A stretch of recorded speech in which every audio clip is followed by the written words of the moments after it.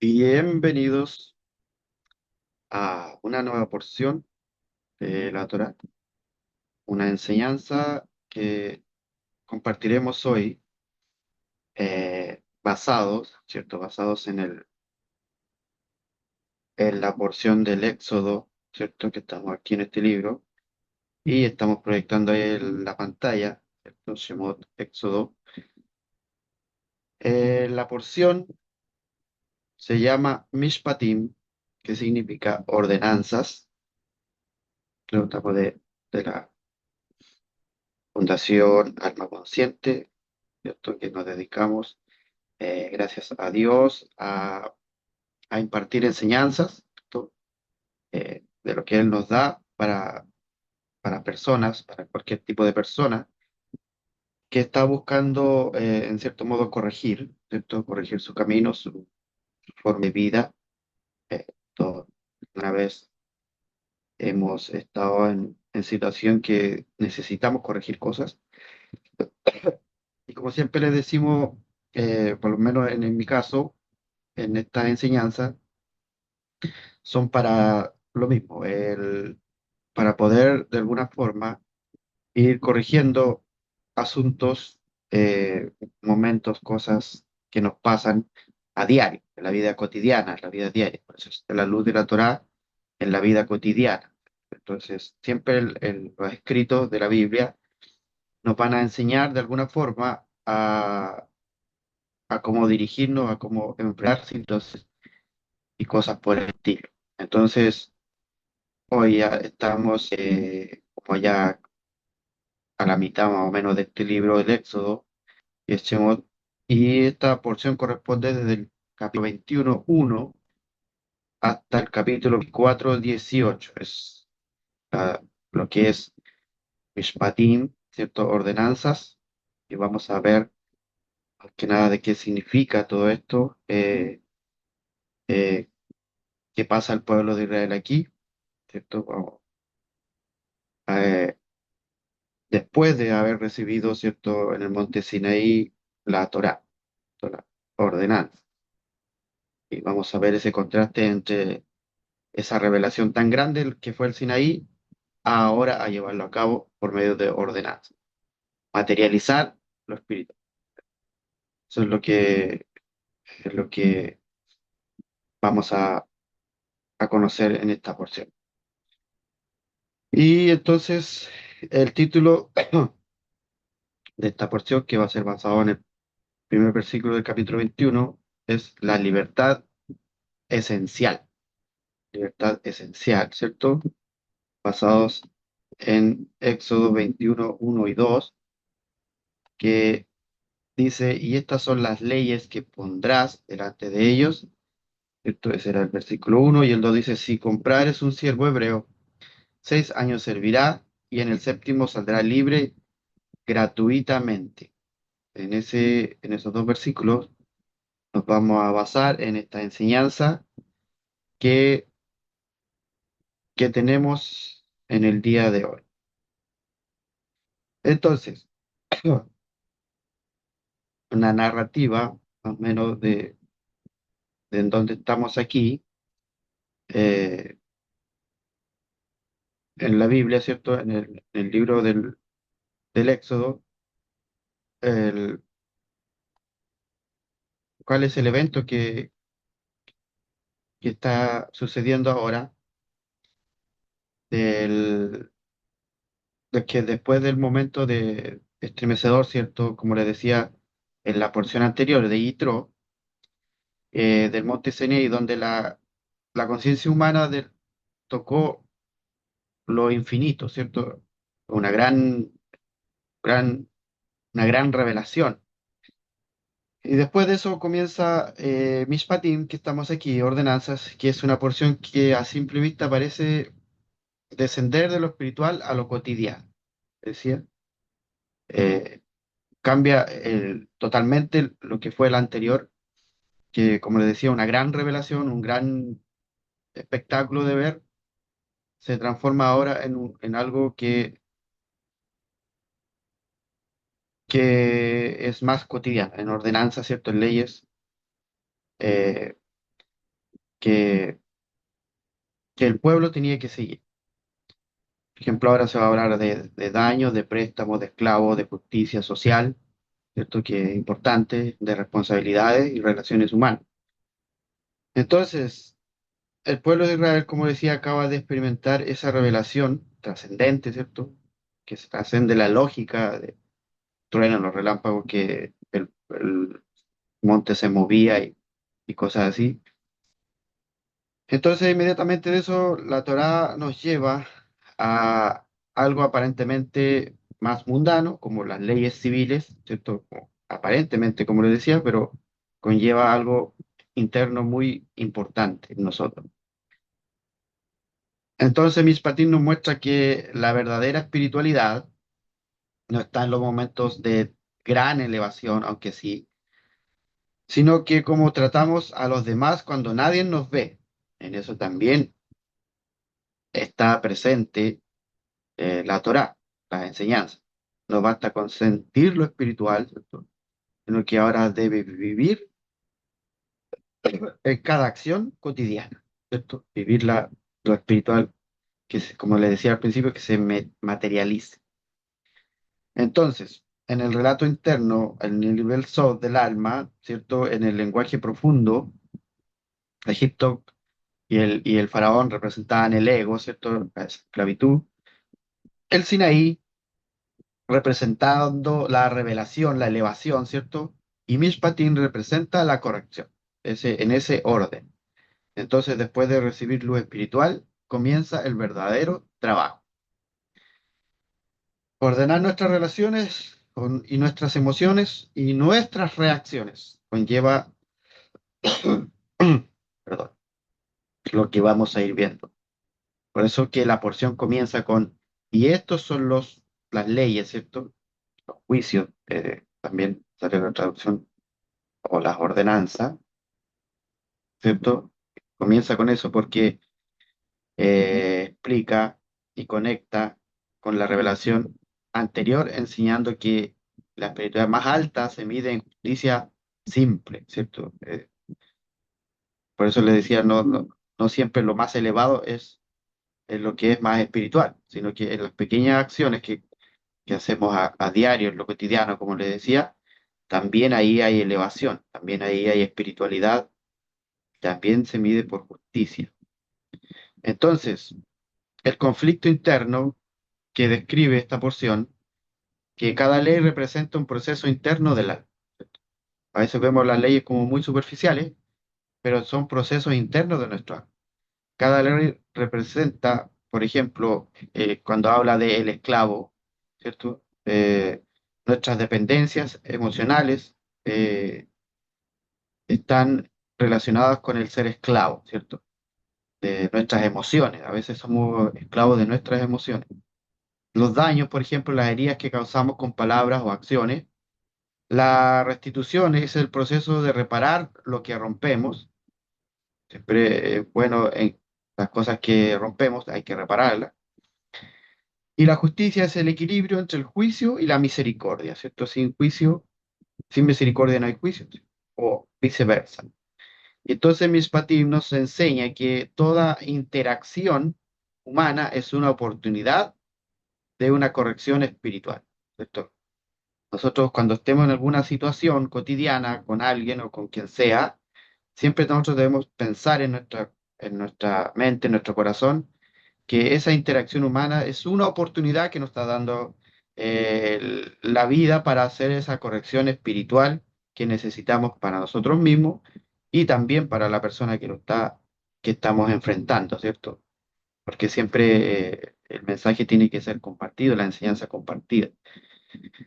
Entonces, la porción nos cuenta en realidad la historia de cada persona a nivel personal, a nivel de alma, ¿cierto? Que recibimos esa inspiración espiritual, que sentimos deseos de cambiar, que no lo ha sentido alguna vez, pero el verdadero desafío comienza cuando debemos aplicar esa luz en nuestras relaciones diarias.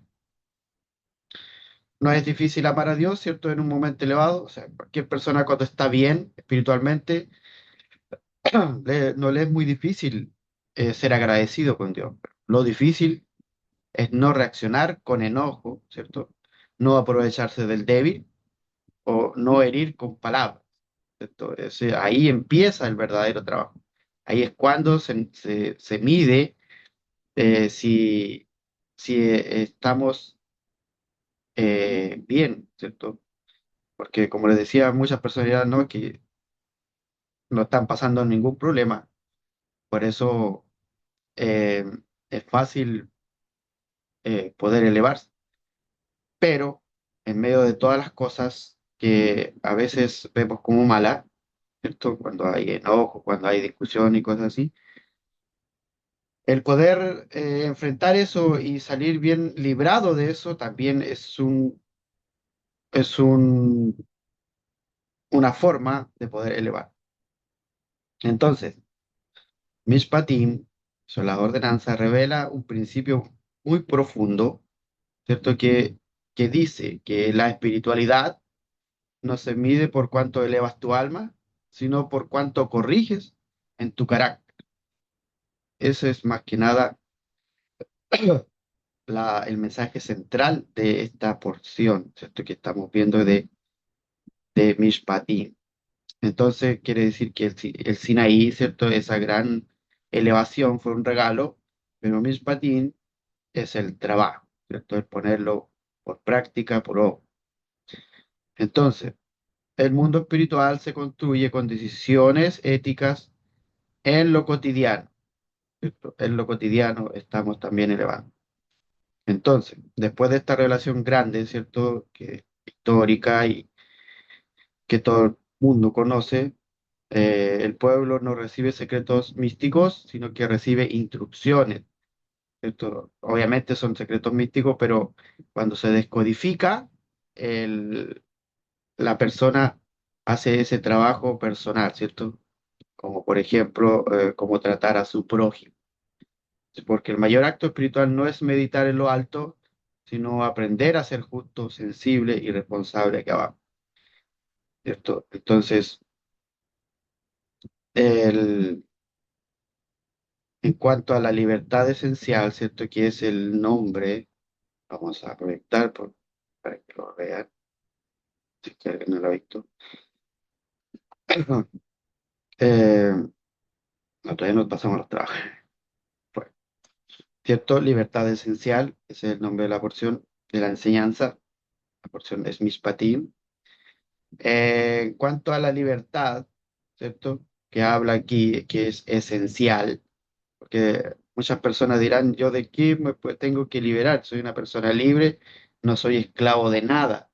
Entonces, siempre en nuestra vida va a haber un atisbo de esclavitud, de una y alguna forma. Entonces, en la visión del Zohar, ¿cierto? Que es el libro que descodifica los secretos que están escondidos eh, dentro de la Torá, dentro de la Escritura,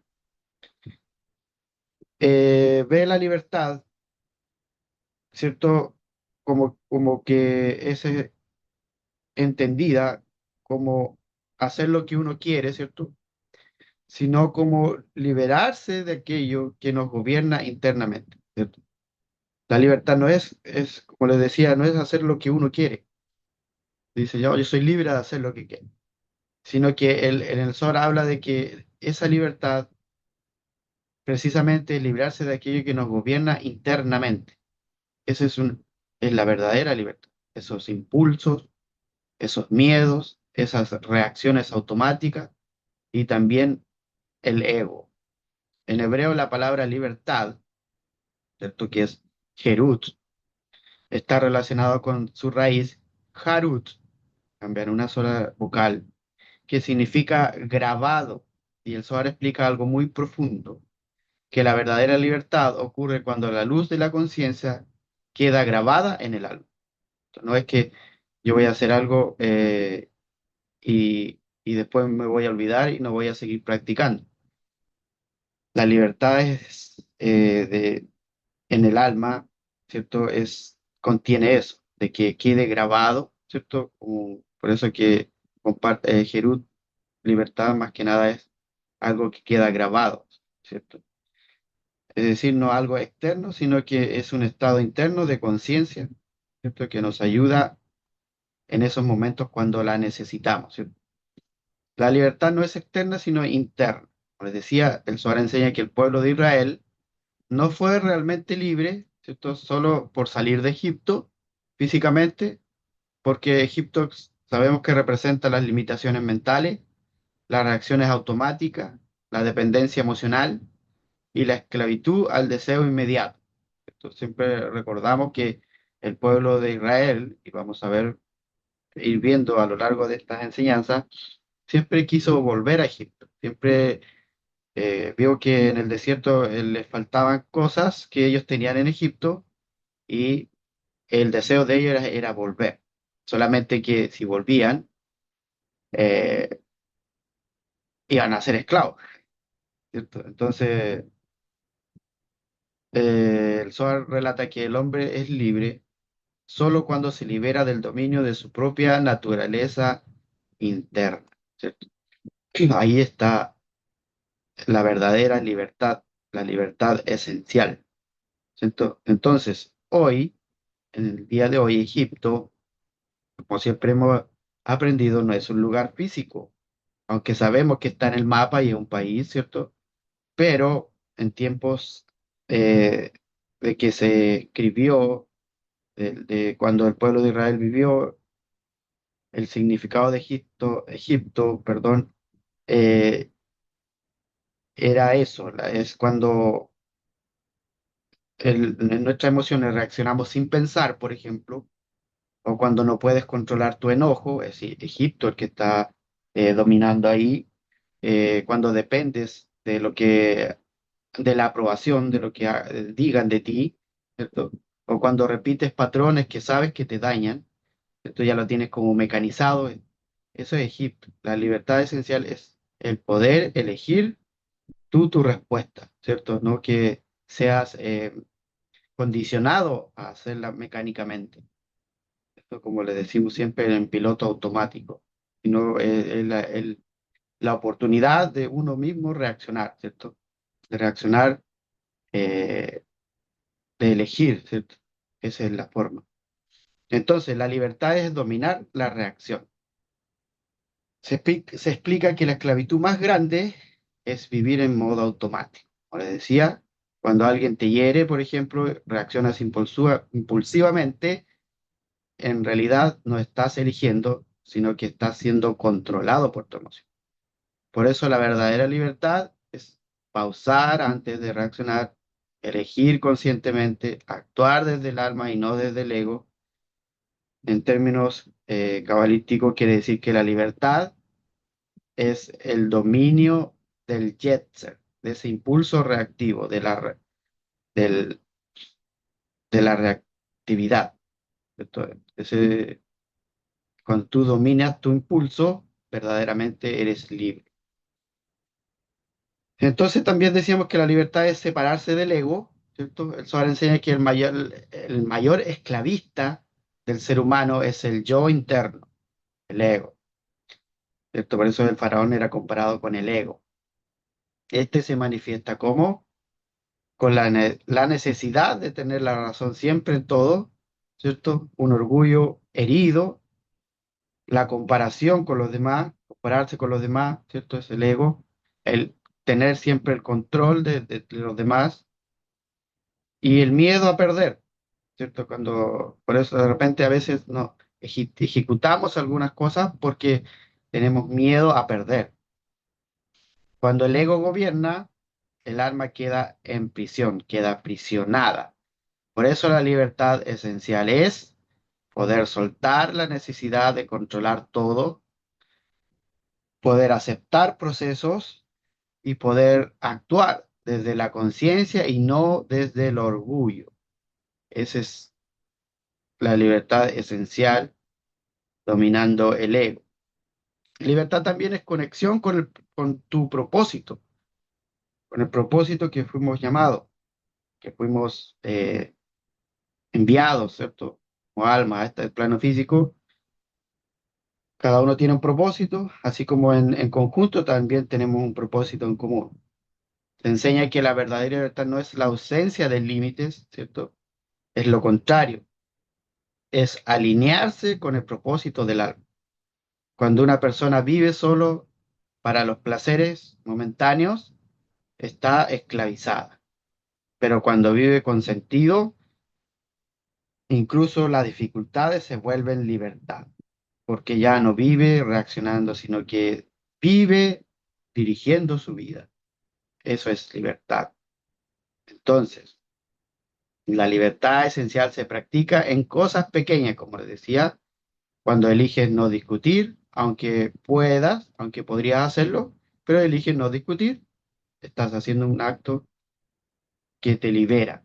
Cuando controlas una reacción impulsiva, ahí también estás impulsando tu camino hacia ser más libre.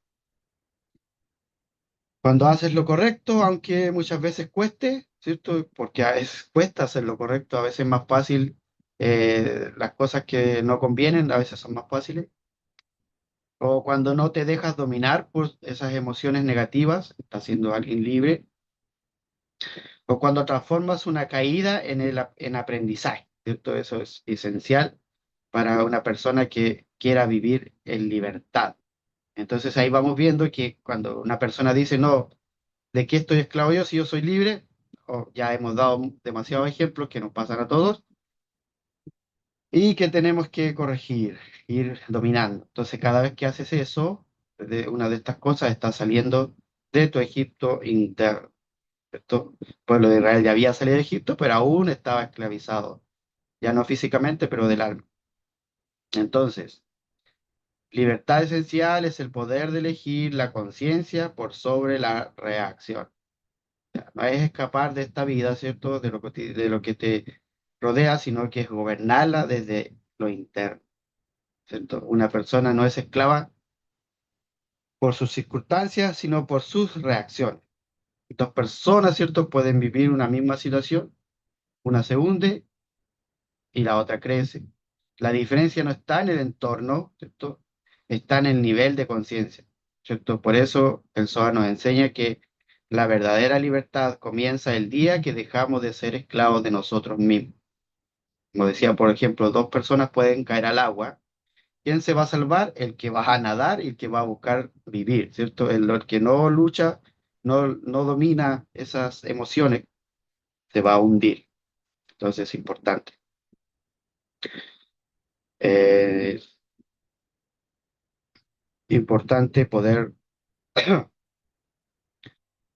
conocer todas estas cosas porque nos va ayudando a, a poder corregir o vivir esos momentos, como les decía, que muchas veces nos esclaviza, ¿cierto?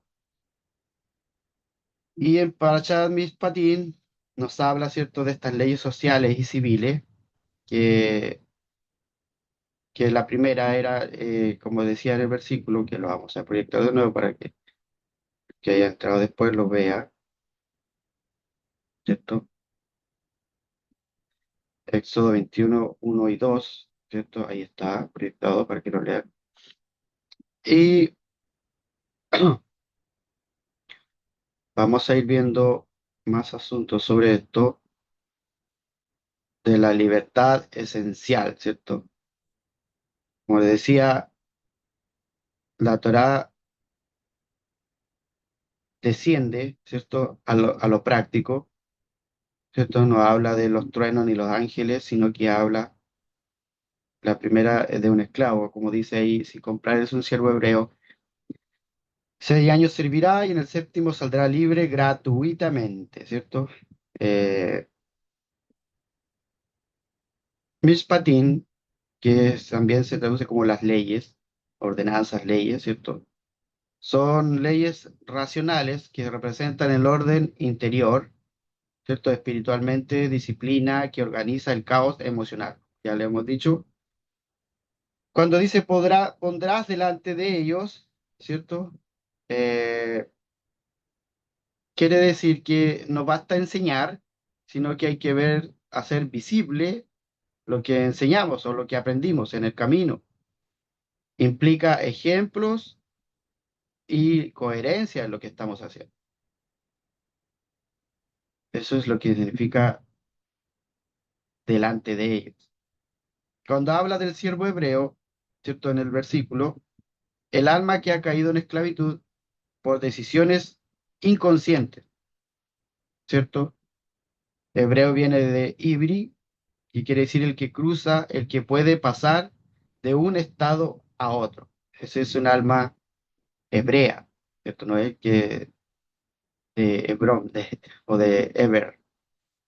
Entonces, aunque de ahí viene la palabra, pero el significado es ese. Cuando habla de 6 años, el número 6 alude al mundo físico, ¿cierto? Las 6 direcciones. Es el tiempo del trabajo material, del esfuerzo en la corrección. Es lo que significa el 6. También es comparado con las emociones que a veces nos dominan, también es comparado con eso. Y cuando habla del séptimo, ¿cierto? El 7 representa lo espiritual, lo completo, ¿cierto? El Shabbat, después del trabajo, después del trabajo consciente, cuando llega a la libertad interior. Y cuando se refiere a gratuitamente, estamos haciendo el desglose del versículo, quiere decir que la verdadera libertad no se compra, sino que es la consecuencia natural de un proceso correcto. A eso se refiere cuando dice gratuitamente, ¿cierto? En, lo- en la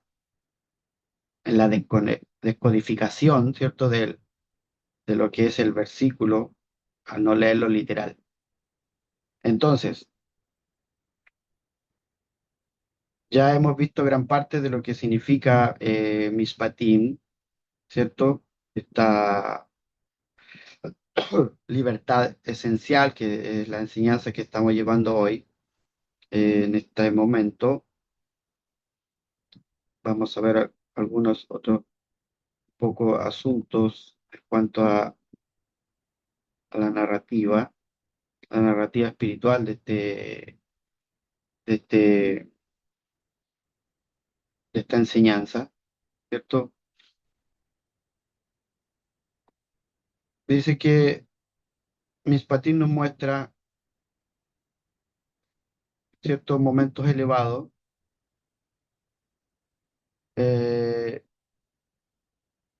cuando nadie nos ve, ¿cierto? A veces es fácil demostrar a las personas que somos distintos haciendo acciones que todos nos ven, pero hay muchas acciones que a veces en lo secreto, que nadie nos está viendo, que también tenemos que ejecutar, como les decía, para encontrar nuestra verdadera libertad.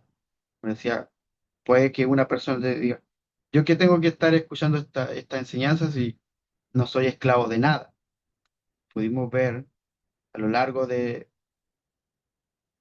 la clase que hay muchas cosas que nos esclavizan. Hay conflictos internos que nos describen esta porción. Por ejemplo, nuestras dependencias emocionales, las heridas que causamos, ¿cierto?, con nuestros actos, con nuestras palabras, el proceso que a veces no reparamos, quebramos cosas, eh, amistades, conflictos de familia y cosas así. Y a veces no nos damos cuenta o quizás nos damos cuenta, pero no queremos hacer, reparar esos tipos de cosas y al final nos lleva a algo peor. Nos encierra, nos esclaviza, ¿cierto? Y siempre estamos eh, formando un patrón que es difícil salir de ahí. Por eso es que el pueblo de Israel eh, vagó tanto tiempo en el desierto porque esa esclavitud no la querían. En cierta forma, ellos querían ser libres físicamente, pero la libertad que ellos debían eh, experimentar, la verdadera libertad, la libertad esencial, como lo dice la, la enseñanza, los dominaba. Entonces, eh, he ahí el conflicto que tenía este pueblo de querer volver a Egipto siempre, de querer tener esas comodidades que ellos decían tener, que era todo momentáneo, era todo superficial. Pero lo importante que tenían que corregir, que tenían que liberarse, era lo interno. Y en eso aún eran esclavos. Entonces, vamos a ver, ya para después ir terminando, esos trabajos prácticos, aplicaciones cotidianas, que siempre les muestro cuatro. Hay muchos más, pero con cuatro tenemos como para ir avanzando de alguna forma. Y lo vamos a proyectar, ¿cierto? Para que ustedes lo vean ahí en el video o en este momento en la clase, ¿cierto? Entonces teníamos el versículo y trabajos prácticos a modo de aplicación cotidiana. El primero dice reconocer nuestras esclavitudes internas. La explicación. El esclavo hebreo simboliza esas áreas donde el alma está dominada por hábitos, por miedos o reacciones automáticas. La libertad comienza cuando reconocemos que nos controla. Por ejemplo, una persona que se enoja fácilmente y dice, así soy yo. Esto siempre, hasta nosotros lo hemos dicho. En realidad está esclavizada por su reacción emocional. La aplicación cotidiana es, hoy observa durante el día, esto, pero hoy, mañana, cualquiera de estos días, qué emoción o hábito te está controlando o te controla. ¿Qué situación te hace reaccionar sin pensar? Nombrarlo es el primer paso hacia la libertad. Así de práctico. También aceptar el proceso de liberación toma tiempo, ¿cierto? Toma tiempo. ¿Qué explicaciones de esto? Por ejemplo, el versículo dice, 6 años trabajará. La Torá enseña que la libertad no es instantánea, es un proceso gradual de corrección. Por ejemplo, alguien quiere cambiar un defecto, como por ejemplo la impaciencia, pero se frustra cuando no lo logra rápidamente. Pues la enseñanza es que el alma necesita tiempo para transformar. Cambio no viene de un día para otro, es un proceso.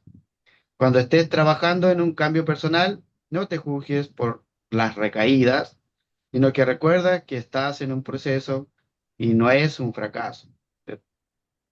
Siempre hay que tomar en cuenta eso. Ya tenemos dos trabajos que podemos llevar a cabo en nuestra vida cotidiana. También trabajar conscientemente para merecer esa libertad. Entonces, la explicación es, el esclavo no sale libre por casualidad. Primero debe cumplir su periodo de trabajo. La libertad verdadera se construye mediante esfuerzo y responsabilidad. Por ejemplo, una persona quiere paz emocional, pero no trabaja en sus pensamientos ni en sus reacciones. Desea libertad sin hacer el trabajo interior. Eso es muy negativo. Entonces el trabajo es, pregúntate, ¿qué acción concreta puedo hacer hoy para mejorar mi carácter? Pequeños esfuerzos diarios crean libertad real. Entonces se da cuenta que cuando a veces queremos cambiar, pero no trabajamos en ello. A veces llegan personas y nos dicen, tú, ¿por qué eres así? Nos corrigen de alguna forma, pero ¿qué hacemos nosotros? Nos enojamos. Ahí estamos fallando en ese sentido. Entonces también entender que la libertad es regresar a nuestra esencia. La explicación, el texto dice que sale gratis, ¿cierto? Gratuitamente. Esto enseña que la libertad no es algo externo que se compra, sino algo interno que ya existe en el alma. La esclavitud es temporal, la libertad es nuestra naturaleza. Ejemplo, una persona cree que será feliz cuando cambien sus circunstancias externas, pero descubre que la verdadera libertad está en su actitud interior. La aplicación cotidiana es, hoy recuerda, no necesitas que todo cambie afuera. La libertad empieza dentro de tu conciencia. Eso es lo que habla acerca de de esos trabajos, ¿cierto? Que son cotidianos, que cada persona puede, eh, puede ejecutar, ¿cierto? Y son eh, aplicables a todo tipo de personas, todo tipo de almas, ¿cierto? Ya sea que esté en el camino espiritual y no, o esté comenzando, ¿cierto? Entonces, ya para ir terminando en nuestra reflexión de la clase, de la enseñanza, muchas personas buscan libertad, ¿cierto? Como decía, a veces no lo reconocen, pero cuando ya lo logran reconocer, a veces cambian de lugar de trabajo, ¿cierto? O de relaciones, pero se siguen sintiendo esclavos, como el pueblo de Israel, ¿cierto? Porque la verdadera cadena, ¿cierto? No está fuera el estar esposado a las ataduras, sino que la Torá nos revela ese secreto profundo que vimos, que la esclavitud puede ser parte del proceso, pero no es el destino, no es el final. Si trabajas, por ejemplo, como dice, esos 6 años, ¿cierto? Que es con conciencia, esas emociones que también equivalen al 6, el día séptimo, lo espiritual, llega solo. Solamente hay que trabajar.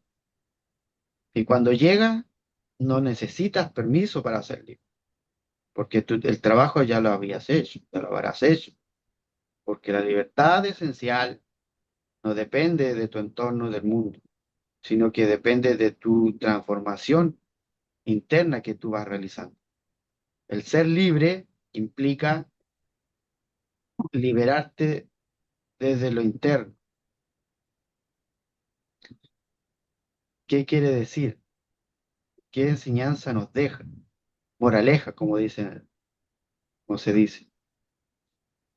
La libertad no es escapar, ¿cierto?, de este proceso que cada uno tenemos que vivir, sino que es atravesarlo con conciencia hasta que ya no tenga poder sobre nosotros. Aunque cuando ya vemos que no nos domina, es como que el proceso está funcionando. Cuando el alma entiende esto, las cadenas caen sin hacer ruido. Amén, ve amén. Esta ha sido la enseñanza de este día, de esta mañana, de este Shabbat maravilloso que Dios nos da para compartir de su, perdón, de su palabra, de su enseñanza, de esto que nos hace bien para nuestra vida, como les decíamos siempre, para lo cotidiano, para lo que a veces tenemos que enfrentar, ¿cierto? Eh, como personas normales que somos, eh, ¿cierto? Porque aunque, como les decía durante la clase, aunque vivamos procesos muy elevados, eso no nos condiciona a que estemos bien espiritualmente o que seamos libres, sino que la libertad comienza o se nos hace transformar cuando dominamos esas cosas que nos están esclavizando internamente. Entonces es importante poder enfrentar estas situaciones y de ese modo poder ser una persona libre. ¿Eh? Así que si hay alguien que quiera decir algo, compartir algo, ahí está libre.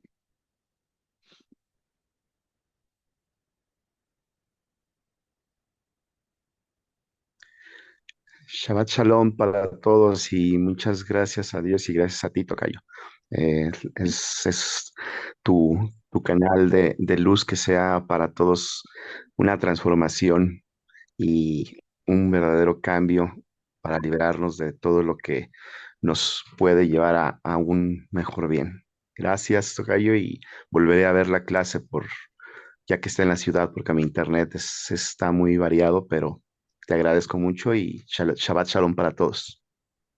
Amén. Shabbat Shalom. Gracias a ti, Miguel, siempre estar presente y por tu participación siempre en estas clases, en estas enseñanzas. ¿Eh? Como decía siempre, de todo de todos aprender. Así que ahí cuando la vuelvas a ver, vas a experimentar de lo que estábamos hablando. ¿Alguien más? Muy buenos días, Entendí. Miguelito. Aunque entré tarde, pero lo poco que le escuché lo entendí, lo asimilé. Lo En esencial. verdad, uno cuando trabaja en conciencia, y es cierto, el cambio no se da de un día para otro, es tomando conciencia y cada día mejorando, mejorando. Pero cuando uno ya siente que lo logró y uno asimila esa libertad, es maravilloso, porque vive en fluir y el gozo y en amor. Es la respuesta después de haber terminado cierta área y y que lo haya vivido en conciencia, termina eso en amor. Y una de las claves que yo era una persona extrema, me molestaba cuando las cosas al ojo no veía en orden. Para mí la visualidad en la casa, viendo todo en orden, me da mucha, o sea, es una base fundamental para mí. Pero cuando lo viví así, cuando yo era sola, obvio que nadie había quien me quitara como yo dejaba. Pero luego ya las circunstancias de mi vida tuve que ya que vivir con más, entonces ahí empecé. Y es cierto, eh, uno viviendo con otros es que se da cuenta de realmente quién somos y en dónde está el pulimiento, en dónde está la verdad en uno. Pero ya tomando esa conciencia, bueno, termina uno y a mí algo que me ayuda a decir ahora, cálmese, cálmese, porque la base de esto es amarnos los unos a los otros, amar a tu prójimo. Tú estás mirando a uno que eres tú. Y eso a mí me ayudó mucho y lo pude lograr, pues digamos que no tan alargado, sino mi conciencia, cada cosa diciendo, no, espera, porque ella es una parte mía. Y eso me va a hacer una persona de luz, de paz, de alegría. Y la gente lo va a ver, que no es de apariencia, sino es genuino ese cambio, esa realidad que uno debe vivir. Eso Así es es. todo, Miguelito. Muchas Gracias gracias. gracias por tus palabras, Esther. Y claramente, como decía, a veces cuando estamos solos, no experimentamos ese tipo de cosas, pero llega el momento que lo tenemos que enfrentar. Por eso de estas clases como que nos van preparando para el mañana, para el día a día, porque sí o sí esas acciones, esas situaciones nos van a llegar y ahí nos va a traer a la memoria lo que aprendimos, ¿cierto? Entonces, gracias por tus palabras y gracias por eso que nos compartiste. Y la pastora Eliana dice, muchas gracias, Miguel, a ver, viajando, por la excelente enseñanza, que Baruch Hashem, todo viene de él. Shabbat Shalom para todos y a mejorar nuestra área que nos afecta a todos. Nos afecta, ¿cierto? A todos. A todos, en alguna forma, hay áreas que nos afectan, así que a mejorar eso. Gracias por sus palabras, pastora Eliana. Que tenga buen viaje y que disfrute. Así que si hay alguien más, quiere decir algo, si no, para ya estar cerrando esta enseñanza, esta comunión que tuvimos hoy. Por mi parte, le doy gracias al Eterno, a cada uno de ustedes también, por formar parte de esta conexión y al que va a ver el video, ¿cierto? Cuando se suba, Espero que les sea muy útil para la vida, para sus procesos y a buscar esa libertad, no, no autoesclavizarnos, ¿cierto? Porque a eso quería el pueblo de Israel, quería volver a la esclavitud, había sido liberado por Dios, pero ellos querían volver.